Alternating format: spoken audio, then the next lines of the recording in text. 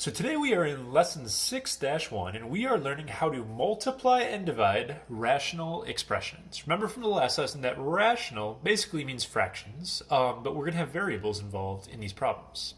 As a do now, please go ahead and try out this first example right here and this one as well. Basically just multiplying fractions with numbers together.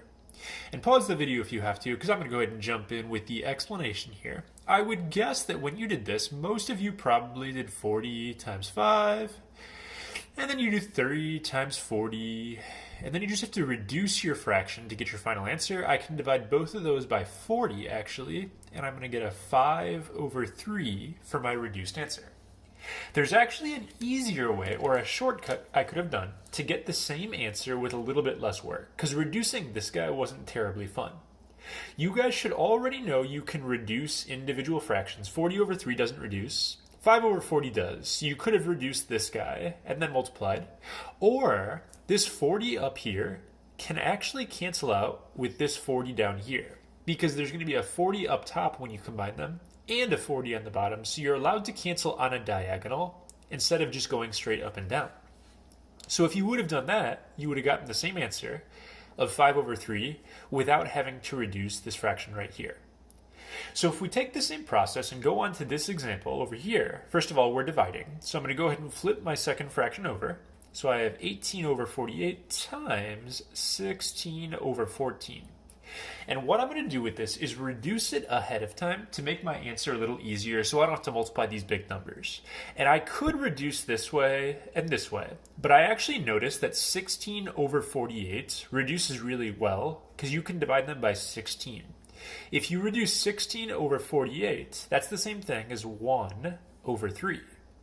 And I can also reduce this way. My 18/14 is going to make 9 over what would that be, 7, if I divide them both by 2. And actually, I can go one step further even. I have 9/3. I can make that into a 3/1. When I do this in class, kids usually get a little bit confused because there's just numbers everywhere right here. I just was reducing as I went, and I should end up with the answer of 3/7. If that's confusing to you, you can just go straight across and reduce after, but it definitely makes your job a little easier, and I didn't need a calculator for big numbers like this. So with that out of the way, let's go ahead and apply these skills to problems involving variables. So my first problem right here says to simplify completely, and it's a multiplication problem, just like the ones that I had up above. Now, when you multiply fractions, we already know you're supposed to multiply the tops, and you're supposed to multiply the bottoms, and after you get your answer, you try to reduce it, like I did right here. Now, this wasn't that bad to reduce, but trying to reduce these guys after you FOIL them, things with x to the third, it's just a nightmare waiting to happen. So you do not want to FOIL these out. Instead, what you're going to do is similar again to what we did up here. If you see something that is the same on the top and the bottom, if it's in the same fraction or different fractions, you're going to cancel it out. So for example, I see an x plus 8 with a matching x plus 8 on the bottom. I can cancel those out just like I would do in single fraction problems earlier on in the year. I have an x minus 3 up here on the top, and I have an x minus 3 here on the bottom. Even though they're in different fractions, I can still cancel those out. And then I have just this guy and this one left over. If I rewrite that, I kind of cross out what cancels and group up what's left over. I have x plus 6 up top, and on the bottom, I have an x plus 3. I cannot reduce this or the 6 and the 3 because there's pluses in here. This is just my answer. Now, the second part to this problem, it did talk about excluded values.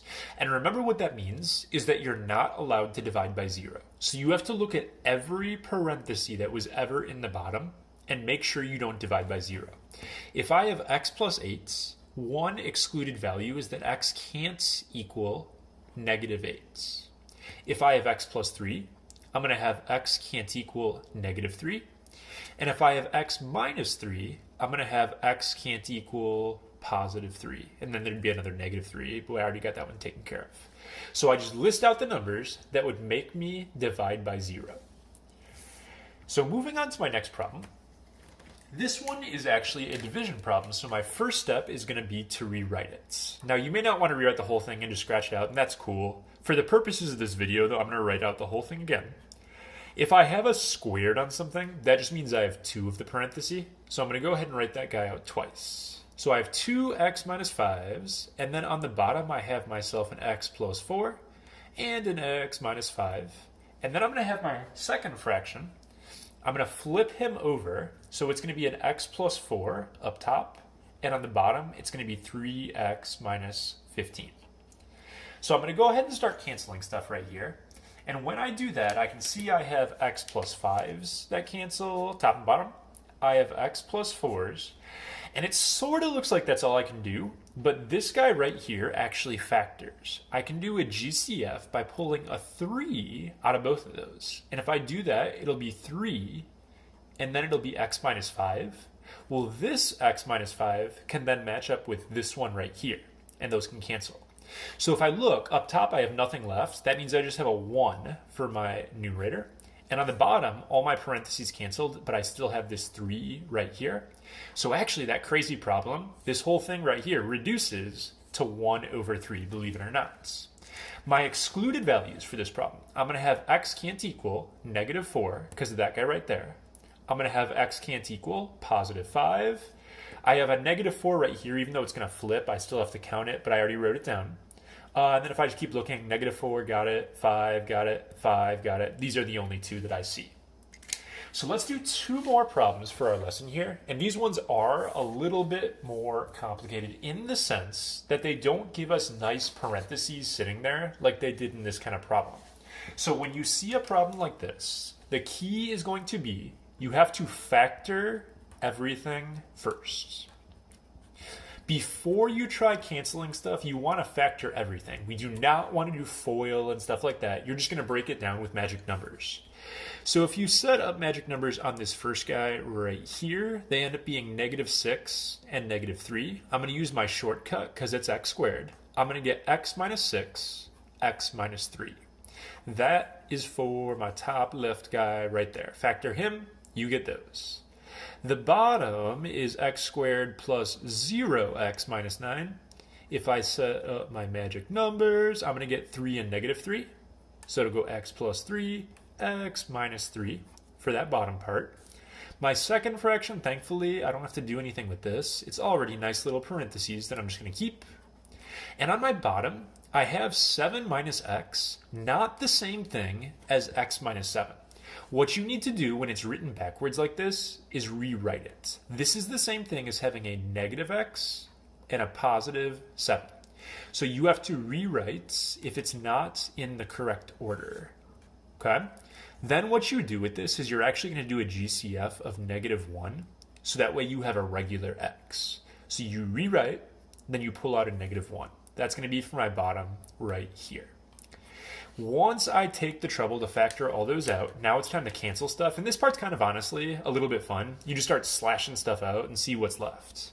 So I see x minus 3s. I see x minus 7s that cancel. And again, make sure you rewrote it and pulled out the negative 1. That negative 1 will stick around. And it looks like that's it. Everybody else has to stay. So for my answer, I just write down everything that's left over. X minus 6, I have x plus 2. The bottom, I have that negative 1. And then I have x plus 3. So negative 1 and x plus 3 on the bottom. This is a totally good final answer. You can leave it factored. Last thing I have to do on this one is the restrictions. I have negative 3, I have positive 3, and I have positive 7 for my excluded values. Final problem. On the last example, there were a lot of magic numbers that we had to do to factor everything. We still need to factor stuff on this example, but now instead of magic numbers, we're going to be doing a bunch of GCFs for this problem. Now, the last time we had a division problem, I took the time to rewrite the entire problem. You may not feel like doing that, but I would recommend you at least change it and scratch this out and flip it over. Don't just try to do it in your head. It's too easy to make a mistake if you do that. So if you're feeling lazy, you can do it like this. I'm actually going to go ahead with this guy right here when I flip it, and I'm going to make it a negative 15x plus 21 and put it in the correct order while I'm doing it.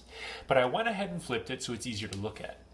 Now what I have to do is set up a bunch of GCFs for this problem and factor each of these individually. So starting with this guy right here, I can pull out a 2 and I can take out 4 x's. So I'm going to have a 2x to the 4th from both of those, and it'll be a 5x minus 7 left over. That's my top left. On my bottom left, I can take out a 3x, and if I do that, it's going to be a 3x plus 2 left over. And when I look at my second fraction, I'm making sure I'm not paying attention to this guy anymore. I'm going to look at my new flipped version over here. I can take 6x squared out of both of those. And then I'm going to have a 2x minus 3 left over. And then finally, I already reversed the order for that part. Now I'm going to take out a negative 3, and it's going to go 5x minus 7. So just a bunch of GCFs is all that really happened right there. Now it's time to cancel stuff out. And unfortunately, there's not a super ton. I can do my 5x minus 7s at least, but these don't match. And you can try reducing on the fly with these outside parts, but I recommend, it's probably easier just to multiply it all together.